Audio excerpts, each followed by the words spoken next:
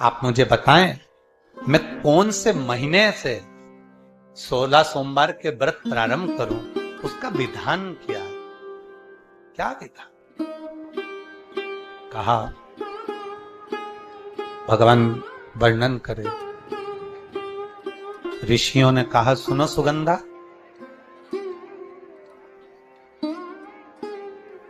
ये 16 सोमवार का व्रत कोई साधारण नहीं है।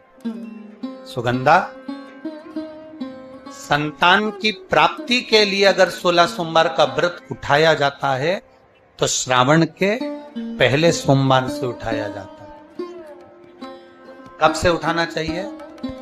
श्रावण का पहला सोमवार। सुनो सुगंधा, यदि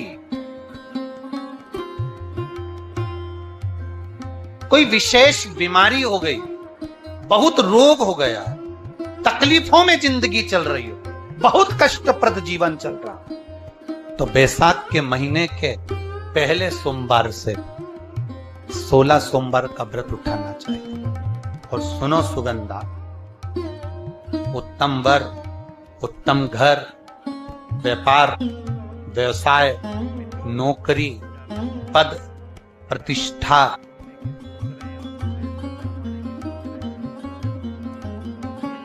के लिए अगर हमें व्रत करना है तो मार्गशीर्ष मास का पहला सोमवार से इस व्रत को प्रारंभ कर देना चाहिए।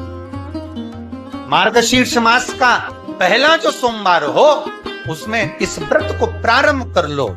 और सुनो सुगंधा, ये व्रत दोपहर के तीसरा जो पहर हो, प्रदोष काल, उस प्रदोष काल के समय पर आप इस शिवलिंग की पूजन अपने घर में पार्थिव बनाकर स्मरण कर कर भगवान देव अधिदेव महादेव के लिए प्रसाद तैयार कर कर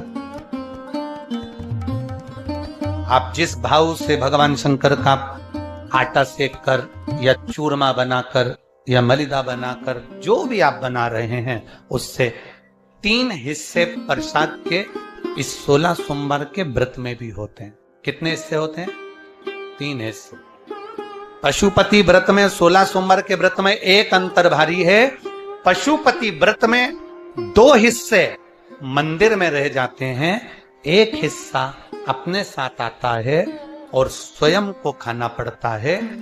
पर 16 सोमवार के व्रत में यह भाव है, एक हिस्सा भोलेनाथ का रहता है, दूसरा हिस्सा भक्तों के लिए, शिव भक्तों के लिए रहता है, और तीसरा हिस्सा आपके लिए रहता है। यदि पूरा ना पा सकें तो दूसरे को भी आपके हिस्से का प्रसाद दे सकते हैं, प्रदान कर सकते हैं। अब आ जाओ, बड़ा सुंदर प्रसंग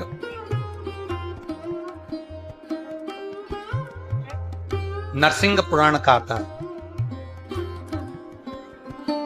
एक बड़ा सुंदर प्रसंग आया। 16 सोमवार के प्रसाद को कई माताएं जब 16 सोमवार का उद्यापन करती हैं, 16 जोड़े आमंत्रित करती हैं और 16 जोड़ों को घर में बुलाकर जब भोजन कराती हैं, तो वो 16 जोड़े जो भोजन करने वाले होते हैं या 16 सोमवार के उद्यापन, हम तो आपसे यहां तक कहेंगे कि 16 सोमवार का उद्यापन अगर किसी के यहाँ मोहल्ले में, कॉलोनी में, घर में किसी के यहाँ हो रहा हो तो उसके यहाँ आप भोजन भंडारा खाने के लिए जाओ चाहे मत जाओ, पर 16 सोमवार का अगर प्रसाद का उद्यापन का अगर प्रसाद मिल जाए तो दोनों हथेलियां फैलाकर श्री शिवाय नमस्तुभ्यम कहकर, ओम नमः शिवाय बोलकर, नमः शिवाय बोलकर, अपनी कामना कर कर किसी के अगर उद्यापन हुआ हो, दोनों हथेलियां फैलाकर उससे थोड़ा सा प्रसाद मांगकर उसी के दरवाजे पर खाकर आ जाइए, आपकी जिंदगी को सुख का अनुभव हो जाए। तो कोई पूछे ये कथा कहां से ली, तो आप बता देना नरसिंह पुराण में यह वर्णन आता। कौन से पुराण में है? नरसिंह पुराण में वर्णन आया।